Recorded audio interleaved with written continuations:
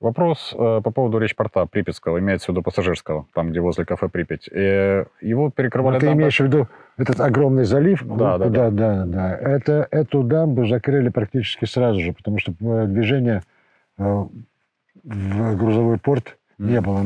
С территории грузового порта собирали песок для того, чтобы засыпать четвертый блок. Ну, вот если не против, мы подъедем еще на речпорт, там более подробно на эту тему поговорим.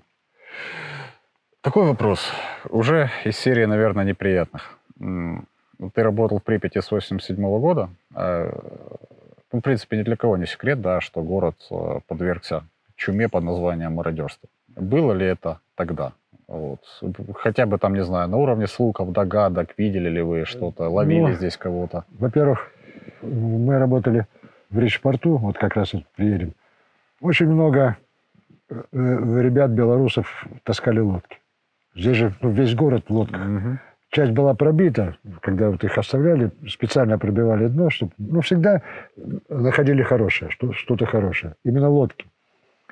Потом, без мародерства невозможно. Это любой человек по природе вор. Хищник. И всегда находились, 2% шумовых найдется в любом коллективе. И еще такой вопрос. Но массового мародерства, того, что я вижу сейчас, не было. Не было. То есть по квартирам особо не лазили? Нет, по квартирам не лазили. Дома стояли. Охраняла милиция, ездили на велосипедах, постоянно это делали. Ну и тогда это было проще, чем сейчас, все-таки. Я же так понимаю, деревьев же не было тогда. Город-то контролировался. Это сейчас его невозможно проконтролировать в этой джунгли. То есть фактически его обтянули колючкой сразу после аварии, там через какое-то время, да, и милицейские патрули, в принципе, город был плюс-минус закрыт. Да, город был под охраной. Хорошая или плохая, но под охраной. Вы выезжали отсюда в 93-м? Уже из Чернобыля. Хорошо, из Припяти именно. Вот. Из общежития нас выселили в 92-м. И еще ты год, получается, сидел? До мая месяца, совсем недолго. И вот уже в тот момент, в принципе, тогда город стал, фактически неконтролируемым, да, я так понимаю? Уже к тому времени, во-первых, очистили от мебели, от имущества, от шмоток. Этот город был очищен. Вот прямо так честно и очистили? Нигде ничего сейчас не стоит по окрестностям? По шмоткам? Да. Игорь, я не готов тебе ответить. По мебели. Мебель, наверное, повывозили. Но когда происходила массовая чистка, сначала же планировалось каждую квартиру проходить, описывать, посчитали по времени, это займет. Еще до сих пор бы еще чистили. Поэтому сделали гораздо проще. Окружается дом КАМАЗами, и в КАМАЗы все выбрасывается. Сначала или на улицу, или в КАМАЗы. Потом подходят погрузчики, грузят все КАМАЗы, вывозятся и закапывается там вот за полем чудес, за Припятью, за Юпитером. А 6-й микрорайон, который должен был быть строен? Тоже туда же. То есть это все выкапывались огромные рвы, и все эти шмотки туда свозились. Расскажи такую штуку. Когда Припять эвакуировали, были ли случаи, не знаю, может быть, ты знаешь, может быть, нет, может быть, слышал, были ли случаи, что люди, отказывались уезжать, просто закрывались в квартирах и не открывали, и потом находили? С нами работало очень много припятских ребят.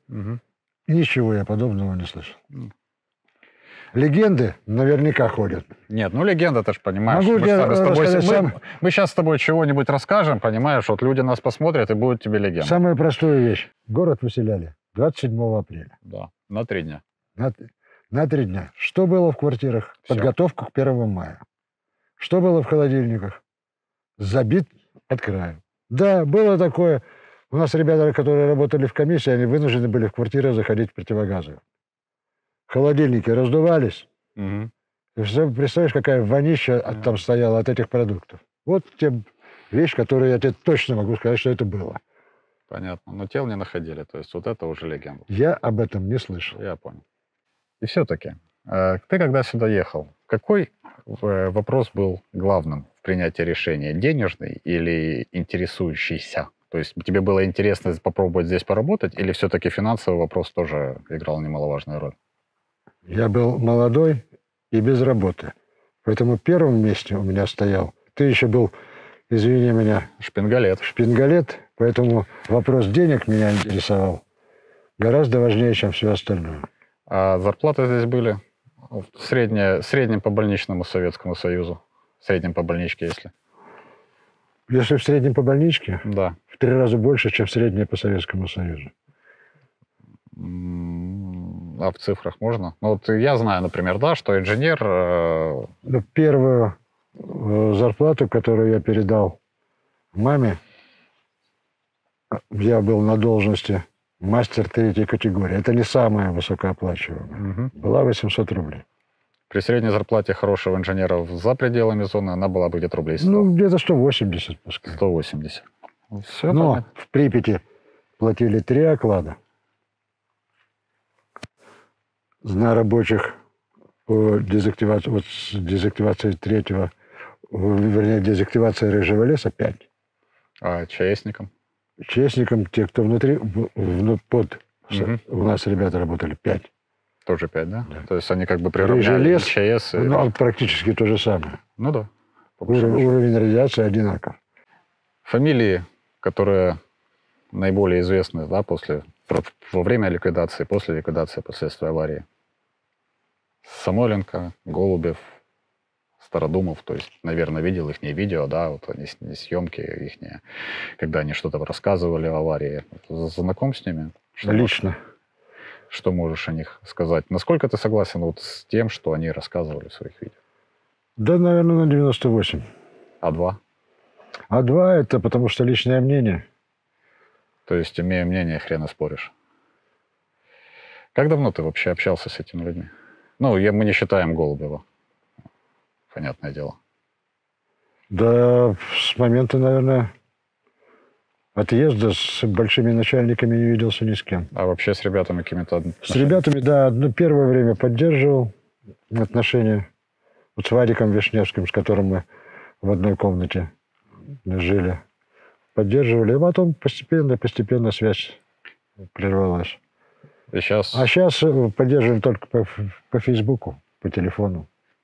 Так иногда поддерживаем. А нет такого желания, может, как-то встретиться, пообщаться? Вот.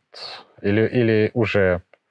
Нет, желание иногда появляется, но пережив инсульт, как-то у меня уже здоровье не то, чтобы нормальную взрослую встречу организовать. Я понял тебя. То есть шила не будет. Шила без шила не будет воспоминаний о Чернобыле, о Припяти, да. Я понял. Ликвидация последствий аварии. Что это? Вот просто мы вот все знаем этот термин, да, но на самом деле это огромное количество работы, огромное количество действий, огромное количество задач. Свои наиболее основные. Можешь вспомнить? Ну, когда я работал уже в цехе дезактивации, наша основная задача это была дезактивация помещений и территорий. Но мы дезактивировали в основном к тому времени, когда мы начали работать, мы проводили дезактивацию, ну, в частности, на Мозырском НПЗ проводили дезактивацию, в Речице на нефтедобыче. Но тогда мы уже были самыми богатыми людьми. Потому что НПЗ рассчитывался с нами бензином. А бензин уже к тому времени становился большим дефицитом. Да. И если находили пятна, досконтроль проводился постоянно, находили пятна грязные очень в городе, тут мы тоже это дело дезактивировали. Хорошо, если я могу понять дезактивацию территории, да, то есть снятие грунта, возможно, там, накрытие чем-то, да, вопросов нет. Дезактивация помещений. Некоторые то же самое проводили. Механическое, чисто механическое. Чисто механически ты уничтожаешь все пятна, которые ты обнаружил, складируешь и вывозишь на Буряковку. Если помещения были большие, особенно вот на территории у нас несколько... Мне на вахту не выпадало, но ребята выезжали на территорию дезактивацию, где проводили металлических покрытий, еще что-нибудь. Это спирт. И ты мне сейчас будешь доказывать, что весь спирт, выписанный на дезактивацию, до дезактивации доезжал. Я нормальный человек? Да. Ну вот что ты тогда мне требуешь вопроса, ответа вернее. Мы оставим, дорогие друзья, ответ на этот вопрос на ваше усмотрение.